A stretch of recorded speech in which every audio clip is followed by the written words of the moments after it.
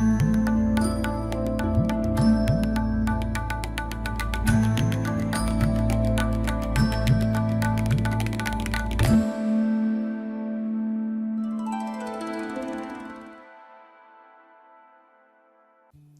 better to be healthy alone than to be sick with someone else. किसी और के साथ किसी रिश्ते में बीमार रहने से अच्छा है अकेले स्वस्थ रहना। नमस्कार, आप देख रहे हैं बातें दिल की सीजन 4 में हूं आपके साथ रिचा अनिरुद्ध। और बातें दिल की ये खास सीरीज है जिसमें हम बात करते हैं तमाम ऐसे इश्यूज पर जो हमारी मेंटल हेल्थ, हमारी इमोशनल वेलनेस से जुड़े हुए हैं। और मैं हर बार आपको बताती हूँ कि ये बहुत ही खास सीरीज एक इनिशिएटिव है स्लीववेल फाउंडेशन और संजीवनी सोसाइटी फॉर मेंटल हेल्थ का। और आज जिस इशू पर हम बात करने जा रहे हैं वो है टॉक्सिक या अब्यूजिव रिलेशनशिप्स। अक्सर जिंदगी में हमें रुक कर ये सोचना होता है कि अगर किसी रिश्ते में हम बहुत परेशान हैं, दुखी हैं, रो रहे हैं, तो हम उस रिश्ते के लिए कितनी बड़ी कीमत चुका रहे हैं। तो टॉक्सिक या अब्यूजिव रिलेशनशिप्स क्या होती हैं, कैसे इन्हें पहचानें और कैसे इनसे बचें, इन सभी सवालों के जवाब देने के लिए आज मेरे साथ जुड़ रहे हैं Sanjeevani society for mental health से वॉलंटियर काउंसलर पारुल खन्ना पाराशर। पारुल, बहुत बहुत स्वागत है आपका। Thank you Richa, very happy to be here for another season. Parul, ये एक शब्द, एक टर्म अगर कहें, आजकल बहुत सुनते हैं हम लोग, टॉक्सिक रिलेशनशिप। अरे वो इंसान बहुत टॉक्सिक है, टॉक्सिक टॉक्सिक टॉक्सिक। पहले तो आप ये समझाइए कि क्या होता है टॉक्सिक रिलेशनशिप या टॉक्सिक बिहेवियर, क्या होता है? तो रिचा, आज बहुत अच्छा टॉपिक है, रेलेवेंट है और हम हर जगह ये वर्ड सुन रहे हैं, चाहे वो सोशल मीडिया हो, चाहे वो अपने आसपास हो। देखा जाए तो टॉक्सिक रिलेशनशिप्स वो अनहेल्दी रिलेशनशिप्स हैं जो हर जगह पाए जाते हैं, चाहे वो बेडरूम हो या वो प्लेग्राउंड हो या ऑफिस हो या हमारी खुद की फैमिली हो।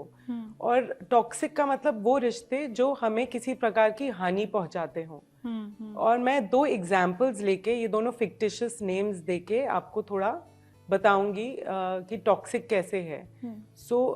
कबीर और प्रीति हैं, दोनों 18 इयर्स के हैं और वो दोनों एक रिश्ते में हैं, रोमांटिक रिश्ते में हैं। कबीर प्रीति को बहुत प्यार करते हैं, लेकिन उनका सोशल मीडिया अकाउंट चेक करते हैं बार बार, उनका फ़ोन चेक करते हैं और पूरी नज़र रखते हैं कि प्रीति किससे मिल रही हैं। प्रीति भी समझती है कि कबीर केयरिंग है, उनका ध्यान रखते हैं, लेकिन अब उनको इस रिश्ते में घुटन महसूस हो रही है। 2 और फ्रेंड्स हैं, सीता और गीता, वो एक ही नेबरहुड में रहते हैं और बहुत गहरे दोस्त हैं, लेकिन उनके कॉमन फ्रेंड्स भी हैं बहुत सारे। तो जो सीता है वो गीता का इन कॉमन फ्रेंड्स के सामने बहुत मजाक उड़ाती है, और जब गीता उसे एक्सप्रेस करती है कि उसे पसंद नहीं आ रहा तो सॉरी बोलती है, लेकिन ये भी बोलती है तुम बहुत ओवर सेंसिटिव हो, और अगली बार वैसे ही मजाक उड़ाती है। जो गीता है उसको अब बहुत हर्ट और डिसअपॉइंटमेंट हो रही है। तो ये कुछ एग्जाम्पल्स हैं टॉक्सिक रिश्तों के। और ये टॉक्सिक अब्यूज़ में कब बदल जाता है वो एक फाइन लाइन होती है। तो जैसे मैंने अभी कबीर का एग्जाम्पल दिया, अभी Kabir social media account check कर रहा है, हर चीज़ पर नज़र रख रहा है, लेकिन अगर अब कबीर प्रीति को थप्पड़ मारने लग जाए क्योंकि प्रीति उसकी बात नहीं मानती, तो अब वो अब्यूज़ में बदल गया। ज़रूरी है आजकल ये डेफिनेशन समझना, क्योंकि ये रिश्ते हर जगह हो सकते हैं। बॉस के साथ ऐसा रिश्ता हो सकता है, घर में कोई फैमिली मेंबर हो सकता है। कभी ये सोचते हैं हम कि शायद रोमांटिक रिश्ते ही टॉक्सिक हों, लेकिन ऐसा नहीं है। ये मैं आपसे पूछने वाली थी। ऐसा नहीं है, कोई भी रिश्ता। कई बार हमारे पास लोग आते हैं ये बोलते हुए कि हमारी मदर बहुत टॉक्सिक है, और जब हम समझते हैं तो क्या उसका मतलब है, तो फिर यही निकलता है कि कुछ ऐसा घर में हुआ है जिसकी वजह से उस बच्चे को लगने लग गया, या उस 25 ईयर ओल्ड अडल्ट को लगने लग गया कि मेरी चाइल्डहुड के एक्सपीरियंसेस में बहुत ज़्यादा टॉक्सिसिटी भरी हुई थी। हमारी ना एक कंडीशनिंग होती है कि हम अपने पेरेंट्स को तो टॉक्सिक कह ही नहीं सकते, या माता पिता कभी गलत हो ही नहीं सकते। तो आपको लगता है सोसाइटी में बहुत चेंजेस आ रहे हैं? 2 चीज़ों से मैं चेंज समझना आपसे चाहूँगी कि एक तो हमारी कंडीशनिंग है कि नहीं, आपके पेरेंट कभी गलत नहीं हो सकते, माँ को आपने कैसे टॉक्सिक कह दिया, आप टॉक्सिक होंगे, माँ टॉक्सिक नहीं हो सकती। और दूसरा ये कि क्या बहुत आसानी से हम किसी को भी टॉक्सिक कह दे रहे हैं? जैसे पहले होता था एक एडजस्टमेंट की भी बात होती थी कि भाई चाहे वो लाइफ पार्टनर हो, कोई भी, आप एडजस्ट करो रिलेशनशिप्स में। अब आजकल लोग बहुत आसानी से क्या इस शब्द का इस्तेमाल कर रहे हैं। तो ये दो बदलाव सोसाइटी के। कुछ तो एक नॉर्मल रिश्ते में अप्स एंड डाउन्स होते हैं, डिसएग्रीमेंट होते हैं, तकरार होता है, वो एक आम सी बात है, वो हर रिश्ते में, चाहे वो कितना भी गहरा हो, कितना भी सपोर्टिव हो, उतार चढ़ाव होंगे ही। लेकिन अब जब ये वर्ड टॉक्सिक आ गया, और शायद लोग लूजली भी यूज करें, जैसे डिप्रेशन लोग बोल सकते हैं बहुत लूजली कि मैं डिप्रेस्ड हूँ, बट डिप्रेशन एक क्लिनिकल डायग्नोसिस है। सेम वे टॉक्सिक अगर वो डिसएग्रीमेंट या कॉन्फ्लिक्ट या जो रेगुलर आपस में एक रिश्ते में होता ही है उसे बोल रहे हैं, तो वो एक यूजेज ठीक नहीं होगा। क्योंकि टॉक्सिक एक्चुअली एक बहुत पावरफुल वर्ड है जो हमारी वोकैबुलरी या हमारी लैंग्वेज में अब आ गया है, और ये एक पॉजिटिव चीज़ है। क्योंकि अनहेल्दी रिलेशनशिप हमेशा थे, ये आज की बात नहीं है, रिश्तों में हमेशा बैड हेल्थ थी। अब हमारे पास एक लैंग्वेज है, एक वोकैबुलरी है उस रिश्ते की प्रॉब्लम्स को डिफाइन करने के लिए, मतलब जहाँ वो डेंजर भी बन जाता है उससे अपने आप को बेटर प्रोटेक्ट करने के लिए। तो इस बात में तो ये एक हेल्दी ट्रेंड है कि अगर हम एक रिश्ते को डिफाइन कर सकते हैं और उसकी प्रॉब्लम्स को डिफाइन कर सकते हैं, उस पर सवाल उठा सकते हैं, उस पर सवाल उठा सकते हैं। लेकिन ज्यादा इस्तेमाल करना कई बार वो भी खतरनाक हो सकता है इसका। हाँ, क्योंकि अगर हम उसको इनअप्रोप्रिएटली यूज करेंगे तो जो उसका इम्पैक्ट है वो फिर चेंज हो जाएगा। क्योंकि अगर मैं हर चीज को टॉक्सिक बोलूंगी तो एक्चुअली जो हार्मफुल है वो डाइल्यूट हो जाएगा। तो like any other term, whether it is depression और एंजाइटी और टॉक्सिक, अगर हम माइंडफुली यूज करें तो उसका असर ऑब्वियसली ज्यादा, मतलब समझ में आएगा लोगों की कि हम कितने परेशान हैं।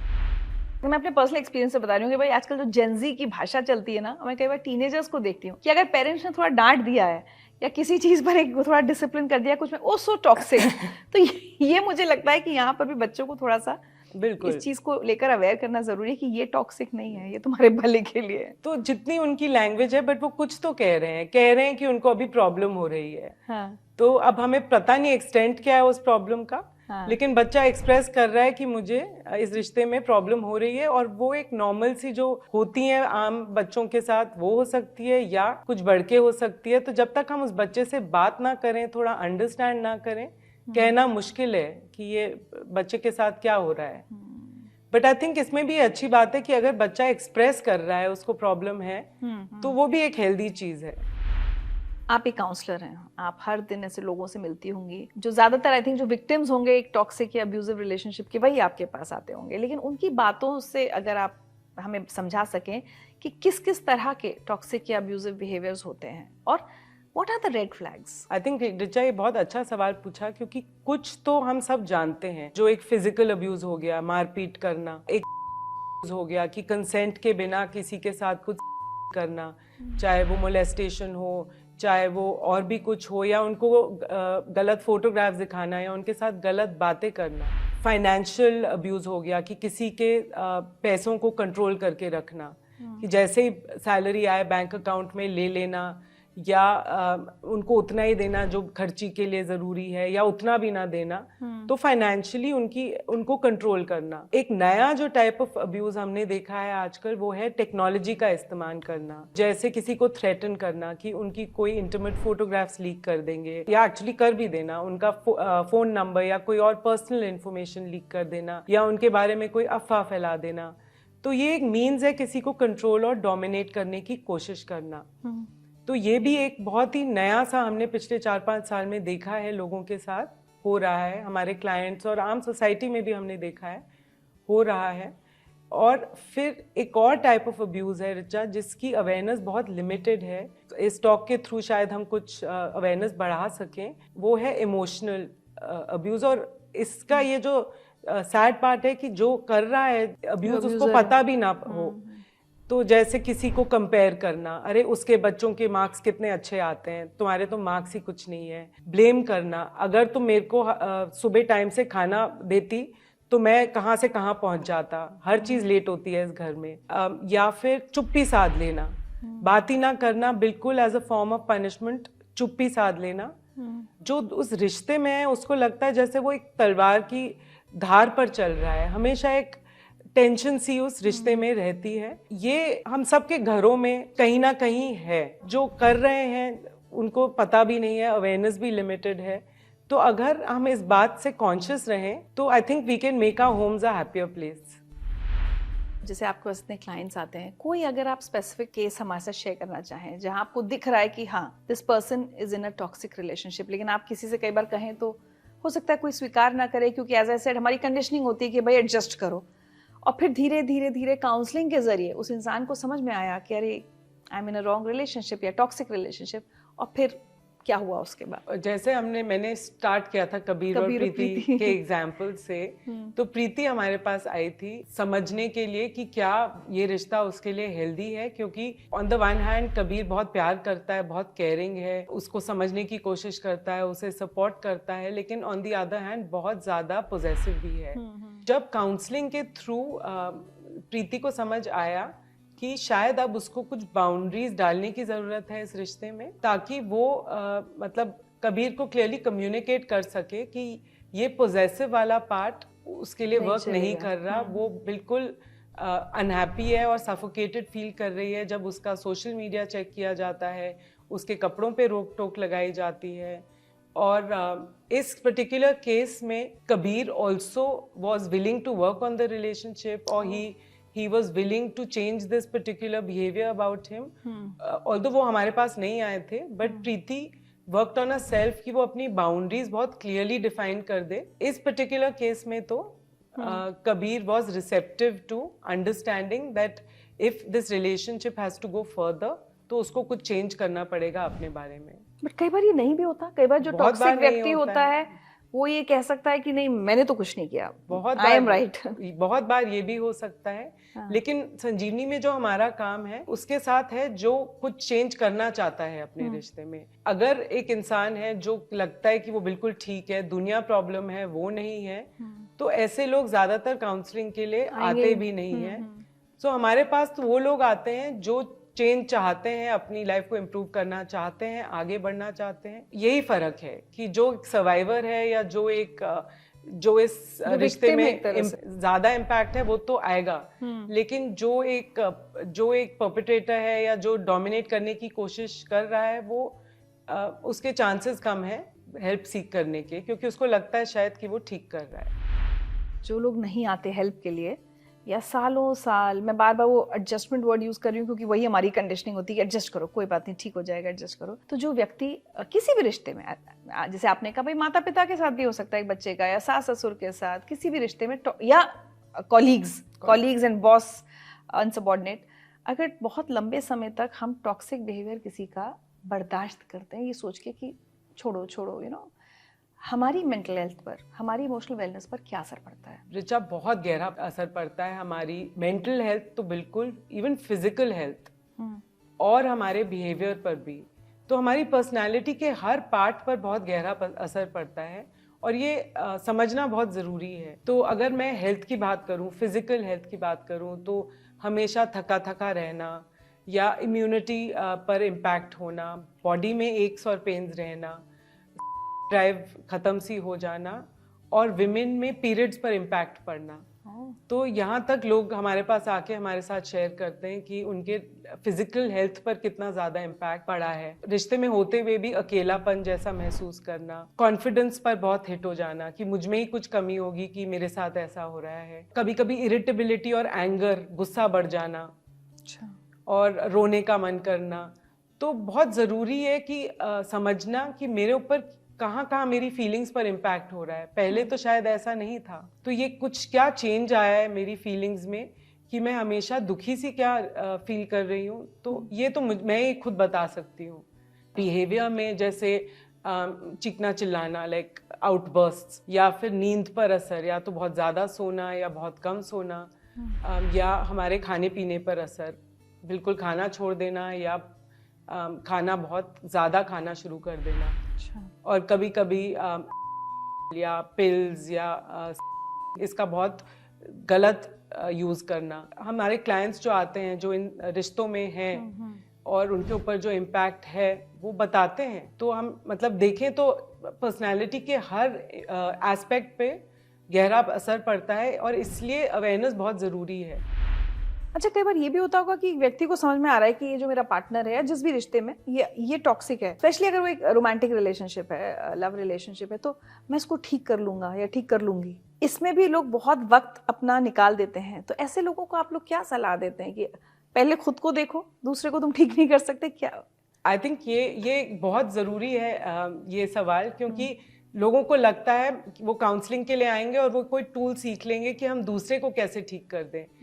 तो हम जब काम शुरू करते हैं तो बहुत जो उनके पर्सनल बिलीफ्स हैं, उनकी धारणाएं हैं, उनके ऊपर एक्सप्लोर करते हैं कि क्या लगता है आपको कि ये रिश्ता लाइफ लॉन्ग है, ये हमेशा ही रहेगा, रिश्ता तोड़ना बिल्कुल गलत है, ये 7 जन्मों का साथ है, या फिर आपको लगता है कि सेल्फिश है मुझे अपने नीड्स के बारे में सोचना, या लोग क्या कहेंगे अगर मैं बताऊंगी कि मेरे को क्या प्रॉब्लम्स हो रही हैं, या क्या पता मेरे में ही कुछ कमियां हैं कि जिसकी वजह से मेरे साथ ऐसा हो रहा है। तो क्या पर्सनल बिलीफ्स हैं आपको अपने को लेके, जिसकी वजह से आप इस रिश्ता को एक पर्टिकुलर वे से निभा रहे हैं। तो उस पर हम बहुत काम करते हैं। अच्छा, खुद को समझना, फिर एक्नॉलेज करना कि इम्पैक्ट क्या है, जो बताया कि हेल्थ पे कुछ इम्पैक्ट हुआ क्या, फिजिकल हेल्थ पे, इमोशनली क्या इम्पैक्ट हुआ, बिहेवियर में क्या चेंज आया, फाइनेंसेस पे क्या इम्पैक्ट हुआ। अगर इंसान इतना मुश्किल में है तो बहुत लाइकली काम और फाइनेंसेस पर भी इम्पैक्ट आएगा। और फिर ये भी कभी कभी काउंसलिंग के थ्रू निकल के आता है कि हमारा कौन सा बिहेवियर टॉक्सिक है, कि हम कैसे अपने घरों में ही अगर फॉर एग्जाम्पल कोई आता है कि मेरा अपने अडल्ट बेटे के साथ रिश्ता ठीक नहीं है, कभी कभी ये रियलाइजेशन भी होती है कि हाँ मैं तो हमेशा उसको कंपेयर करती हूँ दूसरों के साथ, या मैं बोलती हूँ तुम्हारा कज़न तो इतना कमा रहा है, या अगर मेरा हस्बैंड किसी बात से प्रॉब्लम है मैरिटल में, तो अपना खुद का रिश्ता देखें तो देख सकते हैं कि हाँ मैं भी कंपेयर करती हूँ उसको दूसरे हस्बैंड से। खुद का जो बिहेवियर जिसमें टॉक्सिक पार्ट्स हैं वो भी इंट्रोस्पेक्ट करना कभी कभी क्लाइंट सीख जाते हैं या समझ जाते हैं काउंसलिंग में, और वहाँ पे बहुत चेंज आ सकता है रिश्ते में। क्योंकि अगर मेरा बिहेवियर चेंज हो जाए, इम्प्रूव हो जाए, तो नेचुरली फैमिली पर अच्छा असर पड़ेगा, रिश्तों पे अच्छा असर पड़ेगा। और ये एक्सेप्टेंस भी कि भाई आप दूसरे को नहीं बदल सकते, ये तो बहुत खुद को क्योंकि स्ट्रॉन्ग बना लो। जब आते हैं तो यही लेके आते हैं कि ये रिश्ते में बहुत प्रॉब्लम है और मुझे कुछ सिखा दीजिए कि मैं उनको बदल दूं, क्योंकि मैं बिल्कुल ठीक हूँ, मैं पूरी कोशिश कर रही हूँ, लेकिन वो दूसरा नहीं बदल रहा। तो जब वो काउंसलिंग कंप्लीट करके जाते हैं तो ये समझ जाते हैं कि दूसरे को बदलना मेरे कंट्रोल में नहीं है, मैं अपने पर ही कैसे काम करूँ। लेकिन वेरी इंटरेस्टिंग पारुल, मैंने ये सवाल सोचा नहीं था, लेकिन चूंकि आपकी बातों से मुझे लगा, एक विक्टिम की साइकोलॉजी क्या होती है? What is a victim's psychology किसी भी उसमें इस तरह की relationship? Again like I said, what is their belief system, कि उन्हें लगता है कि रिश्ते का पूरा बोझ उन पर ही है, उनकी ही रिस्पॉन्सिबिलिटी है ये रिश्ता चलाना। अगर मैं अच्छी बेटी हूँ तो ये सब तो मुझे करना ही है अपने माता पिता के लिए, चाहे उनका बिहेवियर कुछ भी हो, या अगर मैं एक अच्छी बीवी हूँ तो ये तो मुझे करना ही है, चाहे मेरा हस्बैंड कितनी भी मारपीट करे, कुछ भी करे। तो बहुत ज़रूरी है समझना उनकी पर्सनल बिलीफ्स क्या हैं, अपने खुद के पर्सनल बिलीफ्स क्या हैं। कुछ कंडीशनिंग भी होती है सोसाइटी की, कुछ अपनी खुद की पर्सनालिटी भी होती है। तो हमारे पास जो ज़्यादातर लोग आते हैं वो यही लेके आते हैं कि मुझ में कुछ प्रॉब्लम होगी कि मेरे साथ ऐसा हो रहा है। वो ये प्रॉब्लम लेके आते हैं, तो वहाँ पे इम्प्रूवमेंट का स्कोप भी बहुत है।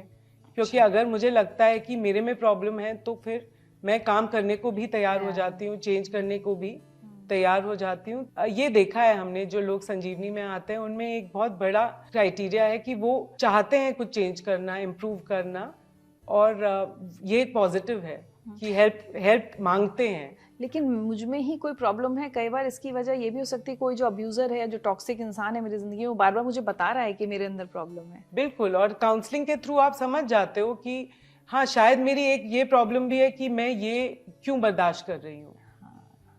क्या मैंने अपनी कोई पर्सनल लाइफ बनाई, क्या मैंने कोई अपनी हॉबीज परस्यू की, क्या मेरे कोई अपने दोस्त हैं, क्या मैंने अपने रिश्तेदारों से रिलेशनशिप रखा, क्या मैंने अपने सारे, जैसे कहते हैं, एग्स एक ही बास्केट में रखे हैं, या मैंने अपने पर भी काम किया है, अपना भी ध्यान रखा है।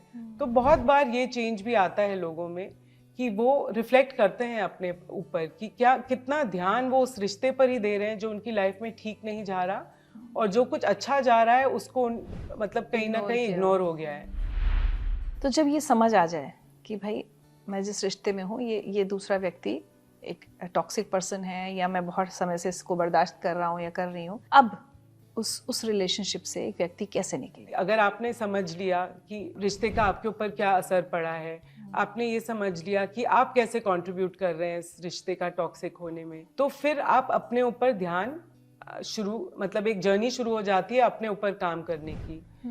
चाहे वो अपना सेल्फ केयर हो, अपने खाने पीने का ध्यान रखना, अपने सोने का ध्यान रखना, जो बहुत बेसिक सी चीजें हैं। कई बार जो आते हैं वो सब भी मतलब नहीं कर रहे होते, तो उनकी हेल्थ कितनी अफेक्टेड होती है। तो सबसे पहले इन बेसिक्स पर ध्यान रखना, फिर एक कुछ ग्रैटिट्यूड के ऊपर काम करना कि चलिए ये रिश्ता ठीक नहीं जा रहा, बट बहुत दूसरे रिश्ते हैं मेरी लाइफ में।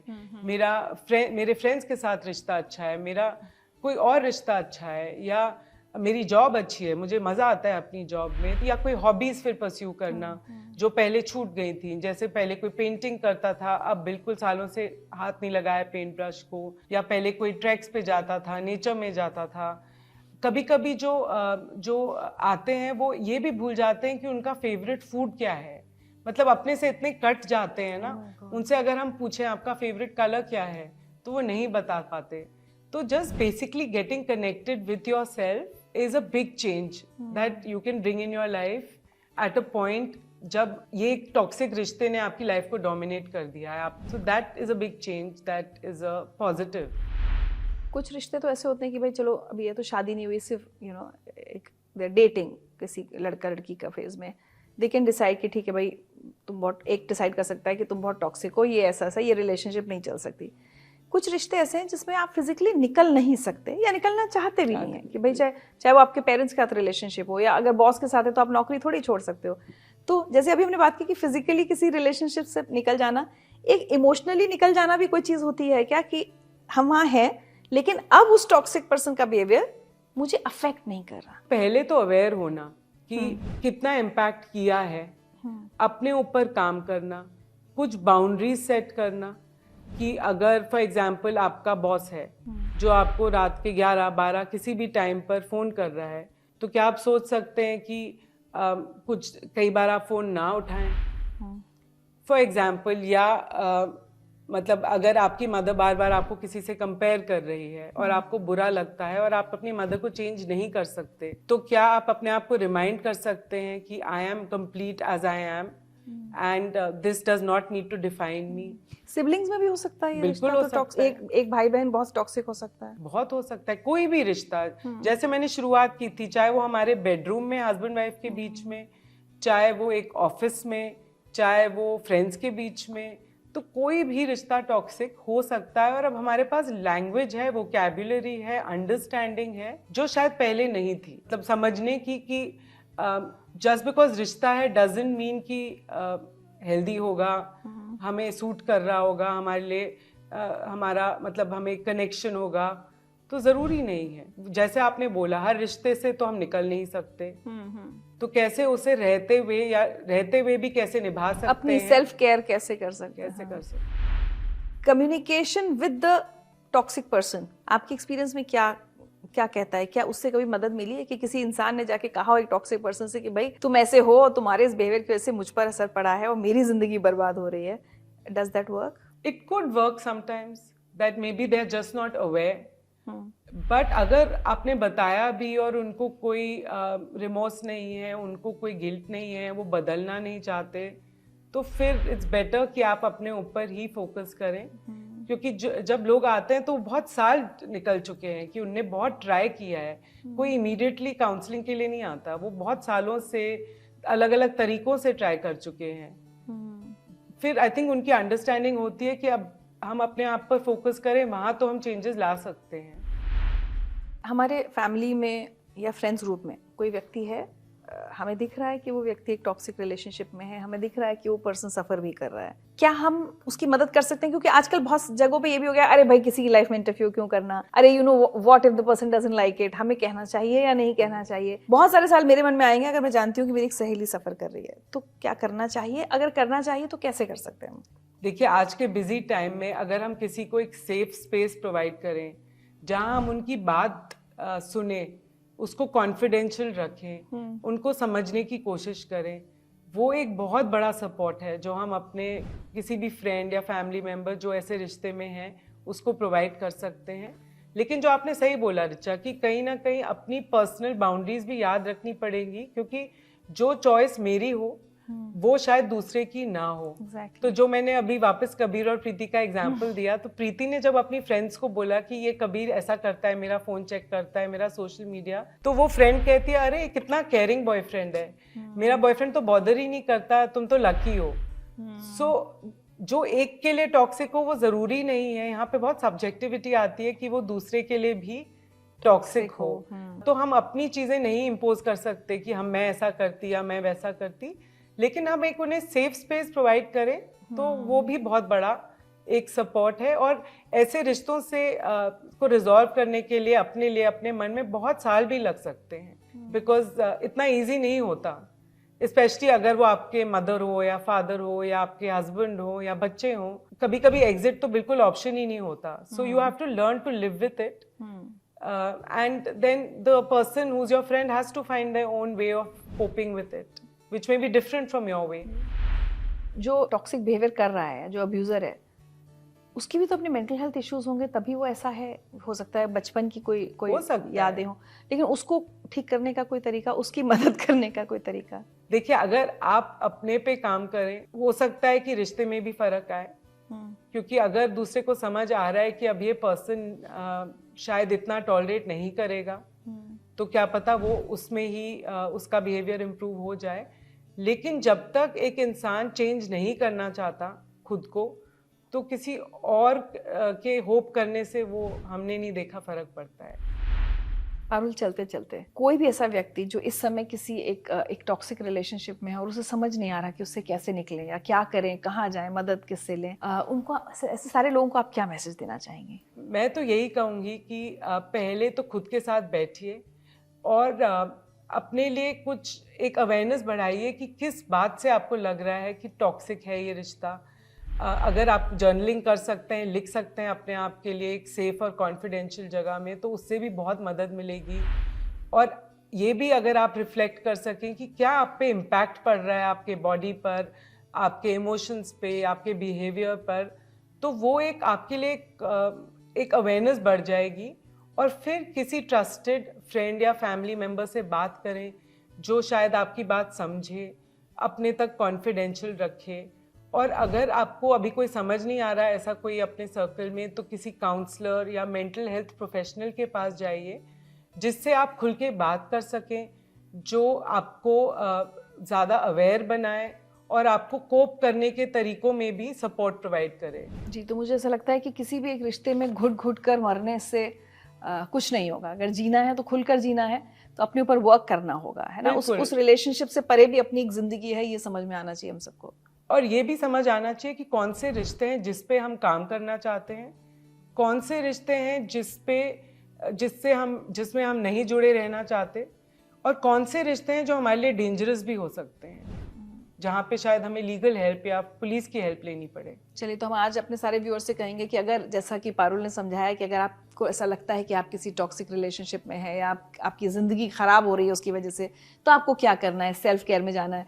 लेकिन अगर आप उन लोगों में से हैं जिन्हें थोड़ा सा भी एहसास है कि आप टॉक्सिक बिहेवियर कर रहे हैं किसी और के साथ, आपके आसपास किसी ने ऐसा कहा है, आपके बिहेवियर को पॉइंट आउट किया है, तो मुझे लगता है कि आपको भी अपने बिहेवियर की तरफ ध्यान देना चाहिए, रुक कर सोचना चाहिए कि जो आप कर रहे हैं वो सही है या गलत। और अगर आपको लगता है कि आपको भी किसी हेल्प की ज़रूरत है, तो काउंसलिंग उन लोगों को भी लेनी चाहिए जो दूसरों को बुली करते हैं या अब्यूज करते हैं, जिनका टॉक्सिक बिहेवियर है। थैंक यू सो मच हमारे साथ जुड़ने के लिए। और आजकल, मतलब मैं जैसे शुरू में कहा कि बहुत इस्तेमाल हो रहा है शब्द का, लेकिन किसी भी चीज़ का गलत इस्तेमाल भी करना सही नहीं है। तो सही मायने में समझें टॉक्सिक रिलेशनशिप का मतलब क्या होता है, और अगर वाकई आप इसके शिकार हैं तो काउंसलिंग से झिझकिए मत।